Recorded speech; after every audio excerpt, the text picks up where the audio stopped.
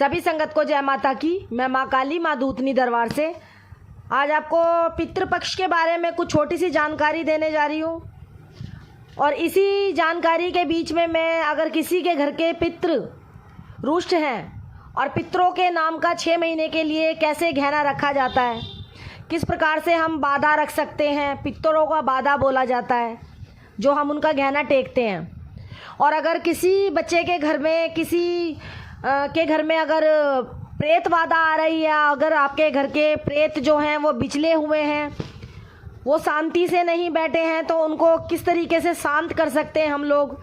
तो प्रेत बाधा के लिए और पितरों के लिए कुछ हमें छोटा सा आपको माँ की कृपा से एक गुरु आज्ञा से कुछ उपाय बताने जा रहे हैं वीडियो के माध्यम से। तो वीडियो को पूरी सुनना, बीच में स्किप मत करना, क्योंकि वीडियो को अगर हम बीच में स्किप कर देते हैं तो आधी अधूरी बात रह जाती है, वो जानकारी पूरी नहीं मिल पाती है।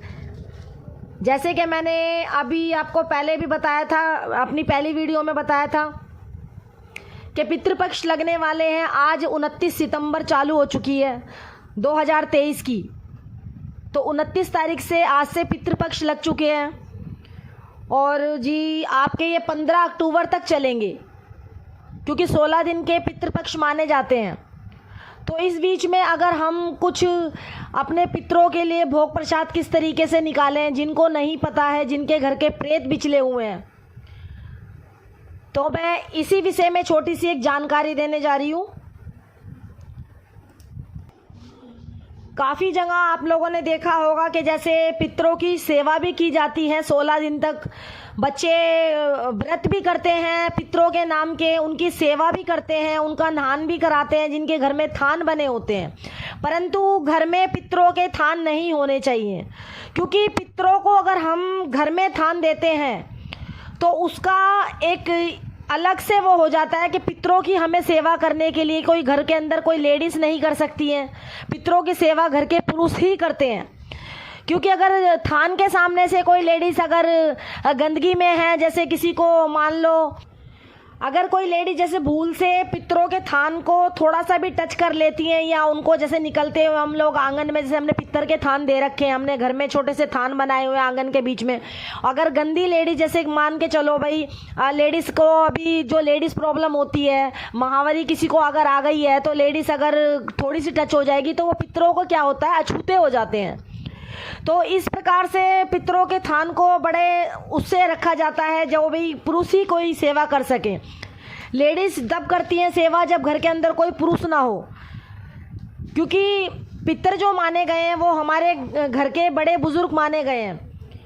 एक दादा जो होते हैं, दादा के तरीके से सेवा करी जाती है। दादा की जैसे अपने आपके पापा कर सकते हैं, आपके और बेटे कर सकते हैं, पोते कर सकते हैं। लेकिन अगर घर के अंदर कोई भी पुरुष नहीं है, अगर आपको ऐसा लगता है कि कोई पुरुष आपके घर में नहीं है सेवा करने के लिए, तो देखो ऐसी बात नहीं है, महिला भी करती हैं।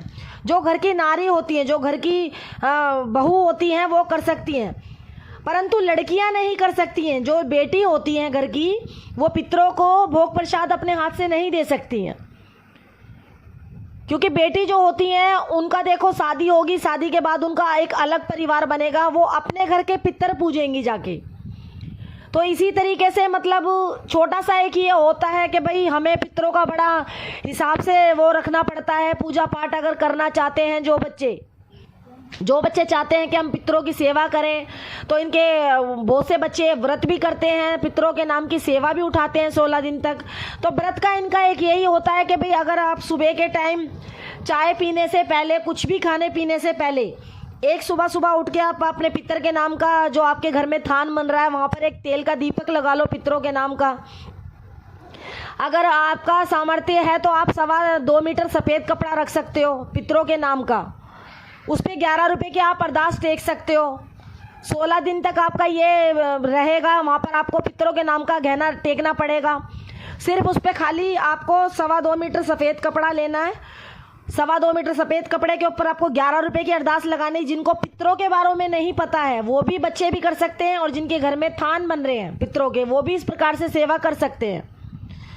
तो पितरों के लिए यही व्रत आदि होता है कि भाई हम सुबह उठ के उनकी जोत बत्ती करें, चाय पानी ना पिए, कुछ खाना पीना नहीं है, जाके आपको जोत जला के पितरों के नाम की आपको किसी पक्षी को दाना डालना पड़ेगा। छत पे कोई आपके छत पे छोटा से पानी के कटोरे रख देते हैं, मिट्टी का जो बर्तन होता है उसमें पानी डालो, पक्षियों की सेवा करो, गाय को जिमाओ, जाके गाय को एक रोटी ज़रूर निकालो। पितरों के नाम की जो होती है गाय को रोटी खिलाई जाती है। किसी पक्षियों को दाने डालो।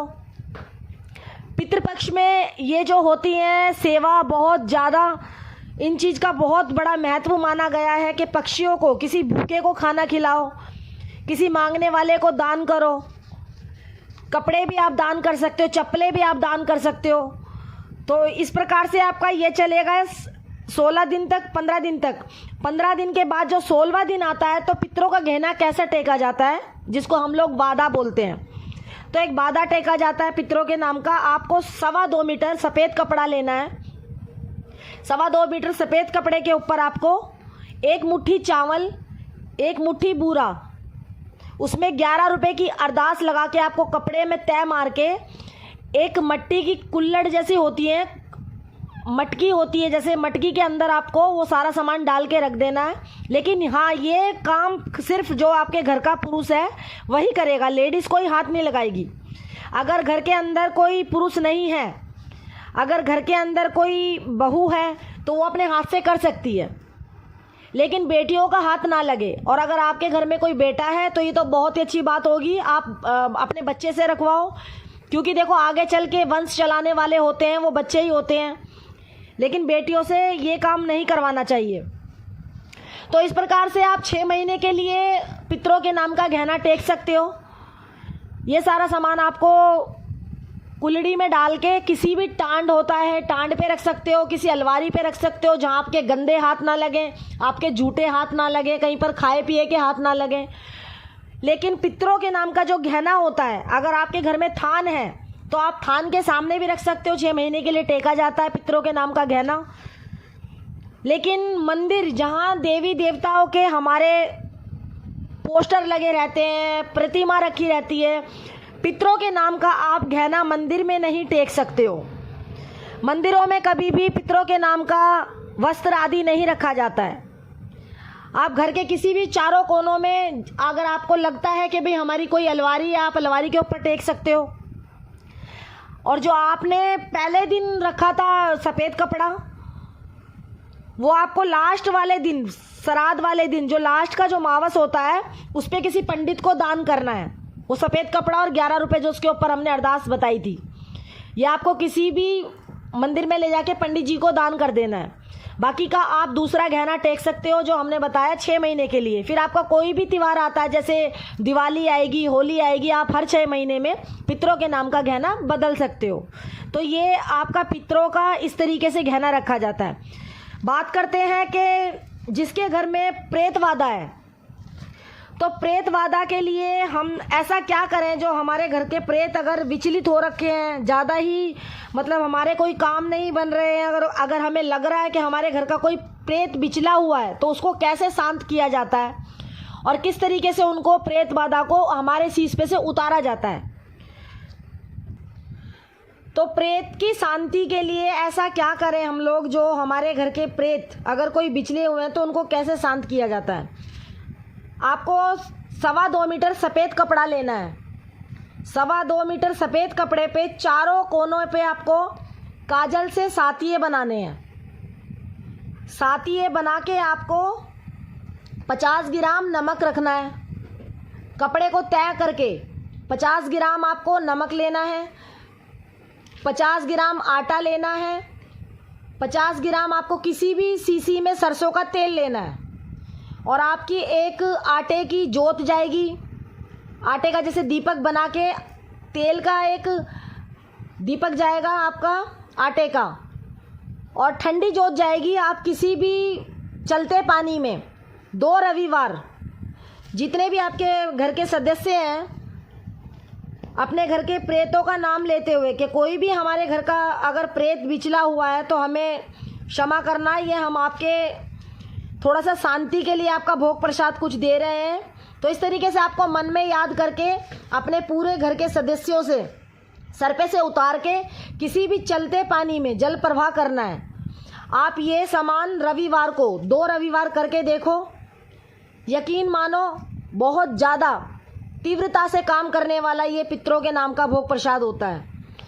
आपके सर पे से प्रेत बाधा हट जाएगी और पितृ बाधा का भी जो होता है आपको इसमें ही चलेगा, क्योंकि प्रेत बाधा और पितृ बाधा जो होते हैं, जैसे हमारे घर के प्रेत है, कोई पितृ है, पितरों को अगर हम भोग प्रसाद समय समय पे उनको नहीं देते हैं तो वो प्रेत बाधा में आ जाते हैं, वो घर के हमारे प्रेत बन जाते हैं। फिर प्रेत बनने के बाद बहुत ज़्यादा हमारे घर का सारा कार्य जो होता है खंडित करते हैं। तो प्रेत बाधा से निकालने के लिए उनको हम कैसे पितृ योनि में अपने प्रेतों को ला सकते हैं, तो ये छोटा सा मैंने आपको चैनल के माध्यम से वीडियो में आपको छोटा सा एक ये भोग प्रसाद आपको बताया है।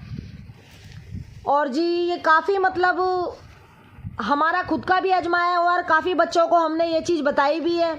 सारी बात होती है विश्वास की। अगर आप कुछ भी काम विश्वास करके करोगे तो माता रानी सबका भला करेगी।